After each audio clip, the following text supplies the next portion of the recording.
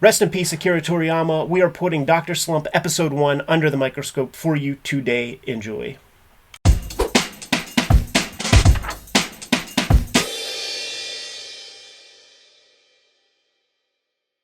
Welcome to your favorite YouTube channel, Cartoonist Kayfabe. My name is Ed Piskor. I'm Jim Rugg. Dr. Slump. Episode 1 is under the microscope today. But first, we want to remind you that we are a daily YouTube channel, and we have more than 1,700 videos at your disposal. Maybe 5 of those videos are Akira Toriyama videos. Rest in peace. Check them out. Search for your favorite titles. Watch those episodes and enjoy. We are on the road to 100,000 subscribers here at the Cartoonist Kayfabe channel. Make sure you subscribe to the channel. It helps us out a lot in that it helps pump the videos out to a wider audience, a wider potential audience, which in turn makes the videos possible to do on a more regular basis. And if you want to see what we are talking about ahead of time, always what happens when we put out a video is for a little while there, the comics we talk about get pretty hot on the aftermarket. But if you're a King Kayfaber on our Patreon, you're getting access to everything before anybody else sees. And you could get the cheapest copies online before our videos go live to Gen Pop.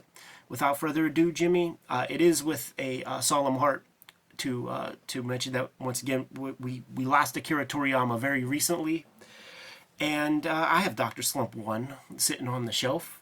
We haven't done it on the Cartoonist Kayfabe channel, so let's take a look. Fantastic cover for Tankobon 1. Created the chibi style. You know, is definitely credited with that sort of thing, with, you know, taking characters and squatting them up and making them extra cute. But, like, even when you see this was done in probably 1980, before there was the symmetry tool in Procreate. But god damn it, if that ain't, like, perfectly symmetrical. Do you think that, like, for a certain part of it, he just drew half and then flipped it and lightboxed and then added other details? I could see doing that on the head, but if you look closely, these skates are not symmetrical. Is that true? You know, like this foot's turned a little bit more than that foot. Ah, okay. So, you know, it's a guy drawing, man. It's probably a guy who's just drawn so much that, you know, he can do that. It's amazing. Yeah, for sure. Is that the same drawing? Can't tell. Maybe. Yeah, I can't tell. So we're going to look at Chapter 1, the very first episode of Dr. Slump. At Piskor here, going to have a solo art show with all the best hip-hop family tree artwork at the 707 Gallery in downtown Pittsburgh from April 6th through the end of August. If you're going to be in town, make sure you swing through downtown Pittsburgh, check out that art show. I also have the Switchblade Shorties daily comic strip that I'm presenting to you on all of my social media platforms, and there's a dedicated webtoon where you can get the latest Switchblade Shorties comics. Hip Hop Family Tree Omnibus, 40% off on Amazon right now. X-Men Grand Design Trilogy trade paperback. 3 flavors of Red Room. Crypto Killers trade paperback. Trigger Warnings, and The Antisocial Network. Jimmy has Street Angel, Princess of Poverty. Street Angel, Deadliest Girl Alive. He's self-publishing some stuff. True Crime Funnies, Black and White Zine, and the 1986 zine are available at his website, jimrugg.com. The Jim Rugg Hulk Grand Design is out of print in its Treasury Edition format, but it's coming to you soon in trade paperback. Now that we're done paying the bills, let's get back to the video. Presumably this would have probably been in like an orange ink wash with Dr. Slump with the ball cap. Even stuff like the pencil feels well observed. He's a very, very good artist at incorporating observation into his cartooning.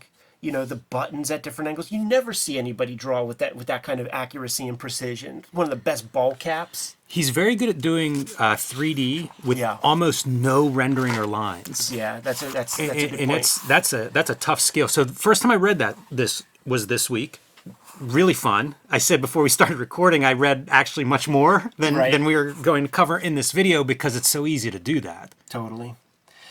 He is fantastic at coming up with a concept that could appeal to a wide range of potential audience. And this is called Dr. Slump. Presumably, Dr. Slump is your guy, but very quickly, probably instantaneously, Arale-chan is the star of the show. Little girl robot that he's building. And, you see something like this, you have to wonder, little nod to Tezuka, let's do a girl Astro Boy kind of thing. Let's bring Astro Boy into the 80s. Yeah, it's interesting. That was not my thought. I was thinking along the lines of like a Frankenstein. And, what's great is page 1, she wakes up. Page 2, we see, okay, robot built. Like, there's no wasting time. No, like, never. What's going to be exciting is the dynamic between this girl robot and the world and her creator trying to, like, how do you manage? It's essentially a teenage girl. Right. Pretty disturbing imagery with the severed head and all of that. Toriyama, man, he's not above turd humor, ball sack smacking. Right. Especially in the pages of Dr. Slump later on, he kind of codifies what we know to be the poop emoji. Like, he invented that. That's a wild legacy piece. Look at the animation for faces and body language.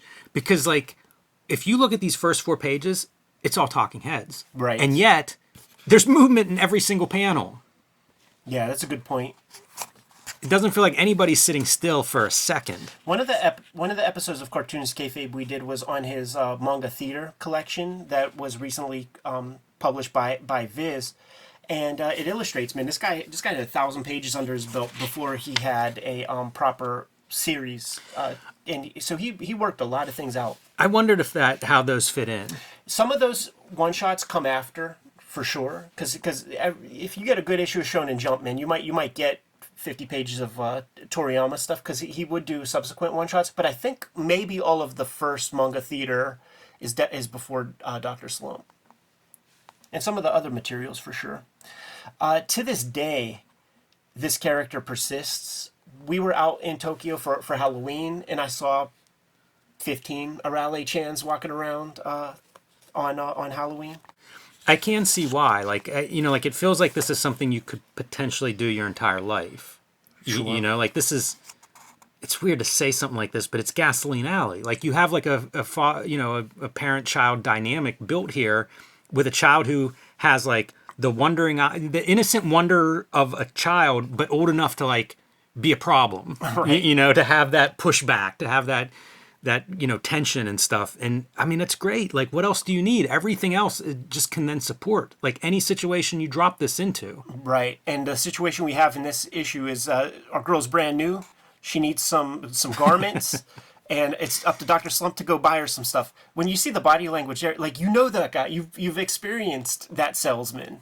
Yeah, it's funny. It's funny that it's that old, that sort of archetype, and that it's universal. It's not just some guy at Macy's or something. It's funny too that like the first story is I gotta go buy a little girl underwear. Yeah, it's the panties, which and is it makes a sense. Toriyama fetish. Kind of got to dress her before you get her out the door, but it's still like a funny like, oh boy. And look at that, man. It's almost like, I know he's holding something, but it's almost like he's hiding a boner. Right. Which, Toriyama, here's your example of the 3D with minimal line art to support it. And, that speaks to the vehicles that he develops, and the way that he can kind of see through those things. It really lends to animation. And when the Dr. Slump anime begins, Toriyama owns that block of time on that channel for, like, he might still own it, because that's the same block of time that Dragon Ball will get. It's like the 8 to 8:30 block on, whatever channel that is. And he might still have a program on at that time. So, like, that's how deep his pedigree is. Finally has his girl all dressed up. And now he's trying to pass her as a real girl, Yes. which feels like the Turing test or something. Like, again, it's like your classic robot setup. Right. Very simple concepts. Yeah, and it's all in here, man. What do you want to drink? Some coffee? No, how about some oil? What? No, she's just joking. Here's the other thing that Toriyama seems to do is all of his characters, and this goes into Dragon Ball, Vegeta, they all have, like, food names. That's just an affectation of Toriyama comics.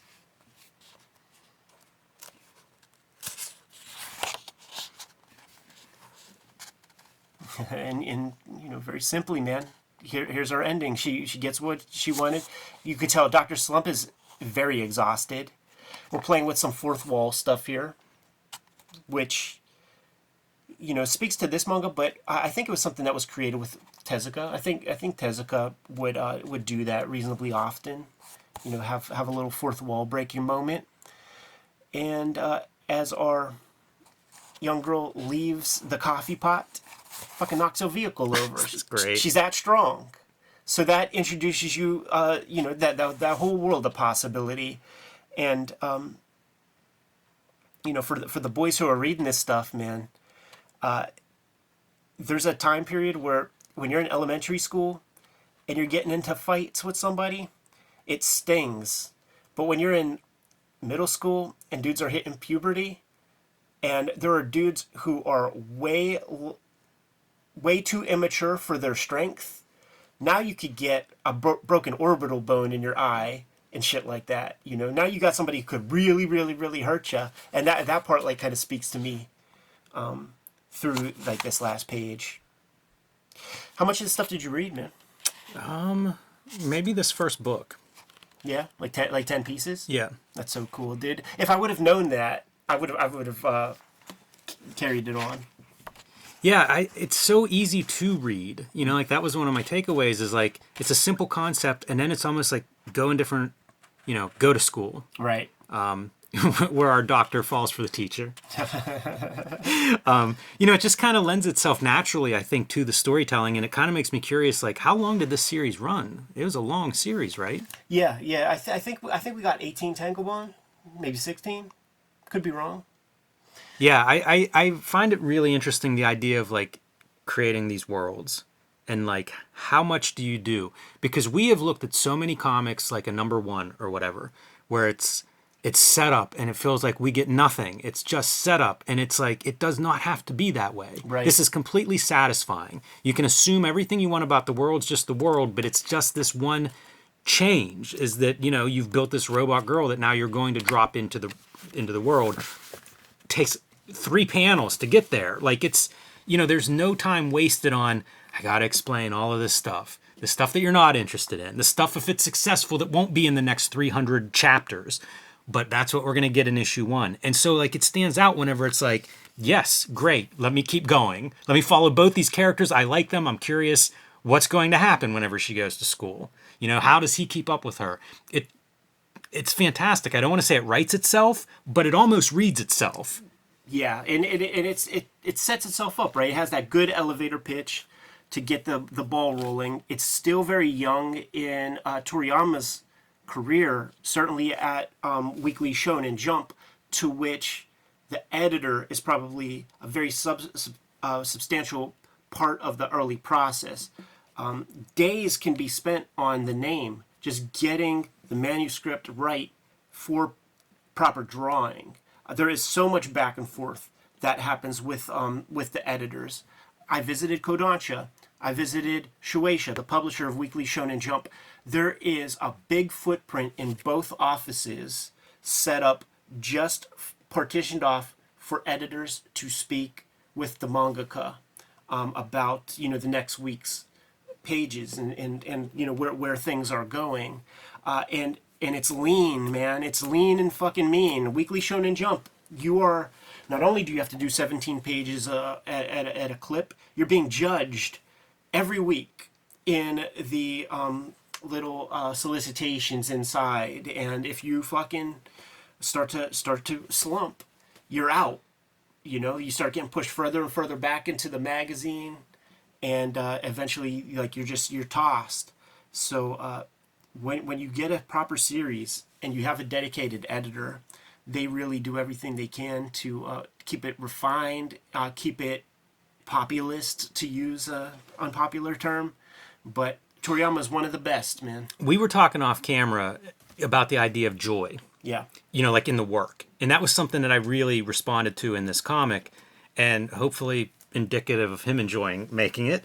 But it has that joy feeling, and we've looked at other stuff like Calvin and Hobbes, Little Lulu. I think of these comics where it's like, that is what I want to read before I go to sleep. Yeah. You know, and this has that quality, which again is part of the momentum of like, yeah, I'll read another chapter. Right. You know, and it does read quick, but you know, it's there's an enjoyment which is not always present in comics. It's not a given. Yeah, and I do believe that there is a gift and a curse to having your popular manga series, because do not get it twisted. Akira Toriyama had record numbers when Dr. Slump was at the height of its popularity. It was the most popular manga at that time.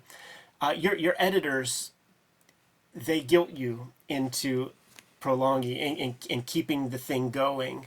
When we were out in Tokyo, we were talking to one mangaka who wanted to wrap up a series, and the editors in-house like whited out like the end kind of thing and put to be continued, or like some they like the editors made the decision that like this comic is not done. Wow. And they have a saying out there like it's something like you know, if it nails out a place, hammer it down. So it's that kind of thing where the editor is above you. So like you have to kind of fall in line a little bit. So towards the end, you could tell like he's ready to be done, and sort of it's never more apparent than in Dragon Ball, where he was very comfortable like wrapping it up way before. But like Jump was just like, hey dude, let's keep it going, man. Like you're pretty freaking popular right now.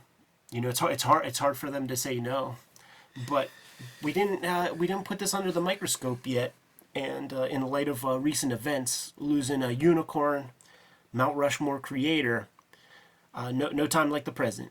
Yeah, and if you haven't read this stuff and you want to, I don't know whether this is in print, but Viz has a lot of their stuff online. Like you can access their stuff relatively easy, relatively inexpensively, and I would encourage people that have not read Toriyama to read some this week. Totally. Good to go? I am. Kayfabers, like, follow, subscribe to the YouTube channel, hit the bell so that we can notify you when new videos are available. Jimmy and I are on the road to 100,000 subscribers, so if you have not done so yet and you enjoy our content, please subscribe to the channel. Helps us out a lot. We have a Patreon where the King Kayfabers on the Patreon get access to all the videos before anybody else, mitigates the kayfabe effect, and is another way to support the channel. Ultimately, however, our books are the way that we're able to keep bringing you these videos on the regular. Jimmy, please let the people know what you have out in the wild, man. Yeah, best thing to do for my latest comics is patreon.com/JimRugg. It's where I've been scanning and posting pages as I do my self-published stuff. In comic shops, you can find Street Angel, Princess of Poverty, and Street Angel, Deadliest Girl Alive. These are my two Street Angel collections. All the Street Angel comics are in these two books from Image, so you can get them wherever you get Image comics or books. The stuff I've been self-publishing, I'm selling on JimRugg.com. That's the 1986 zine, the BW zine, and True Crime Funnies, some nonfiction, a nonfiction anthology featuring 3 stories, including 2 wrestling stories in there. So you can find those on my website or on patreon.com/JimRugg. And the Hulk Grand Design, that nice oversized one, is out of print. However, a new trade paperback is coming out in May from Marvel, and you can pre-order that one now wherever you buy books, and I ask you to please do so because it lets Marvel know to keep these things in print.